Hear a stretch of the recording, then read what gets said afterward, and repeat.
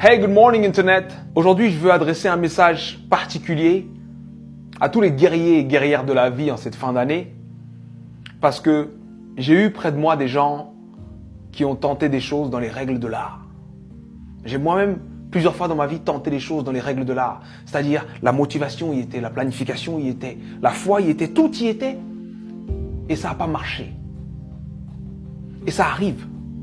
Des fois, ça arrive même que tu sais que ça va marcher, tu fais tout pour que ça marche, mais d'autres choses que tu croyais là s'effondrent.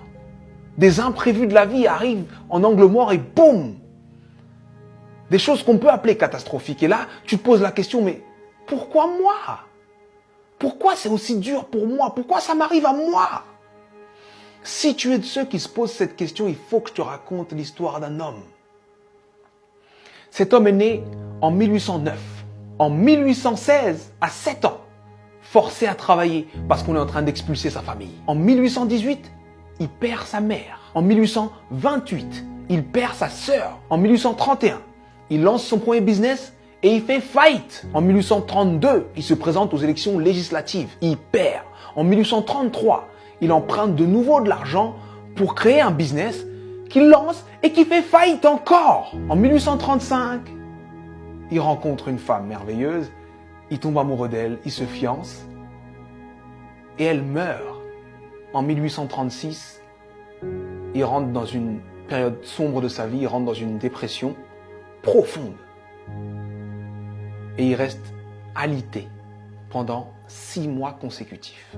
Mais il se relève. Il se relève et cette même année, 1836, il se représente aux élections législatives et il perd de nouveau. En 1840, il se présente pour être électeur. Il perd. Et en 1842, il rencontre la femme avec qui il va finir sa vie, sa femme. Il tombe amoureux, il se fiance, il se marie et elle lui donne 4 enfants. Et il en perd 3.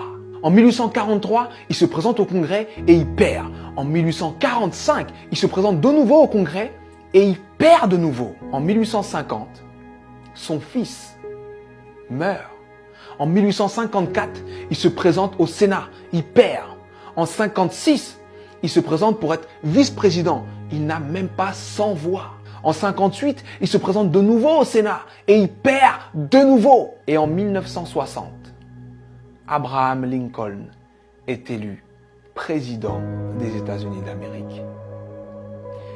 Et il fait 2 mandats exceptionnels qui font de lui l'un des présidents les plus respectés et les plus impactants de l'histoire des États-Unis. C'était important que je te raconte cette histoire. C'était important que je te raconte cette histoire parce que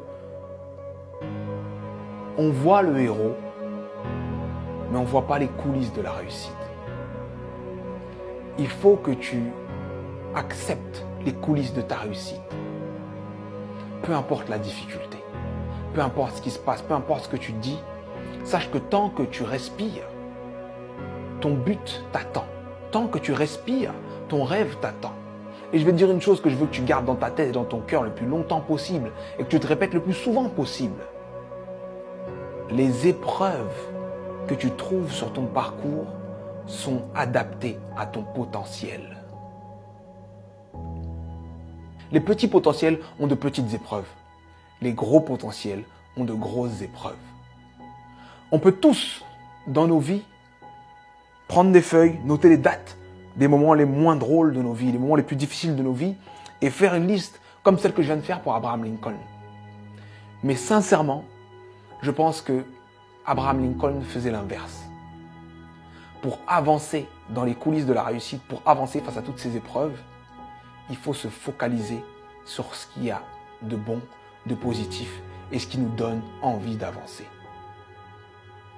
Donc, je sais que ça peut être dur d'être au cœur de la tourmente, ça peut être dur de perdre des gens, de faire face à l'échec encore et encore et encore. Mais concentre-toi sur ce que tu es en train d'essayer d'accomplir et accomplis-le. Et je peux te garantir que parce que tu es passé par là, tu as changé l'ampleur, le sens et le goût de ta réussite. Alors traverse ces épreuves. Elles sont adaptées à ton potentiel, elles sont là pour te faire grandir. C'était Sudei, j'espère que cette vidéo t'a plu. Et si elle t'a plu, partage-la. Merci.